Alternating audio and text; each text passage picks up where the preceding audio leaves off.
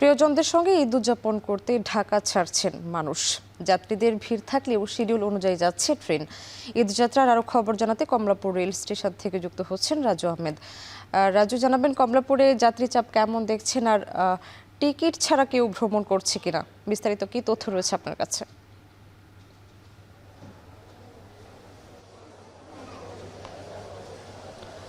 আমি প্রথমে জানিয়ে রাখি যে আজকে ঈদ যাত্রার ষষ্ঠ দিন এবং সরকারি ছুটির প্রথম দিন। ফলে যেহেতু গার্মেন্টস থেকে শুরু করে সরকারি সকল অফিস আদালত সব বন্ধ হয়ে গেছে, সেই জায়গা থেকে কিন্তু যাত্রীর চাপ অনেকটাই বেড়েছে।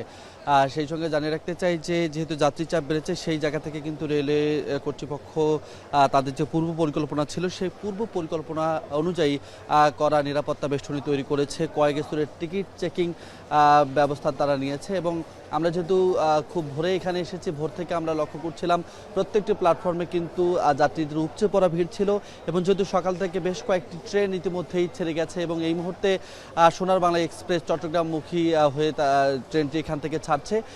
সেই জায়গা থেকে যাত্রীর চাপ এখন ভোরে যেমনটি ছিল সেটি কিন্তু কিছুটা কমছে এবং সময়ের সঙ্গে যদি সারা দিন জুড়ে মোট 60টি ট্রেন এখান থেকে ছেড়ে যাবে, সেই জায়গা থেকে সেই যাত্রীর চাপটা বাড়বে। একটু জানিয়ে রাখতে চাই, যেটি বলছিলেন যে টিকিট ছাড়া কেউ ভ্রমণ করার সুযোগ পাচ্ছে কিনা, সেই সুযোগটি একেবারে নেই। যেহেতু আমরা আমাদের যে পর্যবেক্ষণ বলছে, আমরা পুরো রেল স্টেশন ঘুরেছি, প্রবেশদ্বারে প্রায় 4টি টিকিট চেকিং ব্যবস্থা রাখা হয়েছে এবং যারা টিকিট ছাড়া আসছেন, বিশেষ করে কম দূরত্বের অর্থাৎ লোকাল ট্রেনের যাত্রী যারা রয়েছেন, তাদেরকে দ্রুততার সঙ্গে হাতেই ওএমআর মেশিন দিয়ে আসলে টিকিট দেওয়ার ব্যবস্থা রাখা হয়েছে।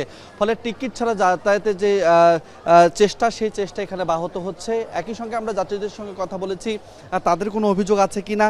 সেই অভিযোগের জায়গা থেকে তারা বলেছেন এবারের ঈদযাত্রা তারা এখন পর্যন্ত স্বস্তিতে যেতে পারছেন, তবে একটু যে ভিড় রয়েছে, ভিড়ের জন্য যে ভোগান্তি, সেই ভোগান্তি তারা মানিয়ে নিচ্ছেন। যেহেতু বছর শেষে ঈদযাত্রা অর্থাৎ প্রিয়জনদের সাথে তারা ঈদ করতে যাচ্ছেন, নারীর টানে বাড়ি ফেরার যে তাদের স্বপ্ন, সেই স্বপ্ন যেহেতু তাদের বাড়ি যাচ্ছে, সেই জায়গা থেকে যে সাময়িক ভোগান্তি অর্থাৎ ভিড় এবং এই ধাক্কাধাক্কির যে বিষয়গুলো রয়েছে, সেগুলো নিয়ে আসলে তাদের খুব একটা আক্ষেপ নেই এবং ব্যবস্থাপনার দিক থেকেও তারা বেশ ভালোভাবে দেখছেন বলে কিন্তু জানিয়েছেন। সেই সঙ্গে যদি জানিয়ে রাখি যে আজকে গতকাল ঈদযাত্রা পঞ্চম দিনে যেমন 60টি ট্রেন গিয়েছে, আজকেও প্রায় 60টি ট্রেন যাওয়ার কথা হচ্ছে। এর মধ্যে 44টি ট্রেন আন্তনগর এবং বাকিগুলো লোকাল ট্রেন বলে আমরা এখন পর্যন্ত জানতে পেরেছি। কিছুক্ষণ পরেই মূলত রেলওয়ের পক্ষ থেকে প্রেস ব্রিফিং করা হবে, আরও বিস্তারিত তথ্য আমি জানাতে পারবো।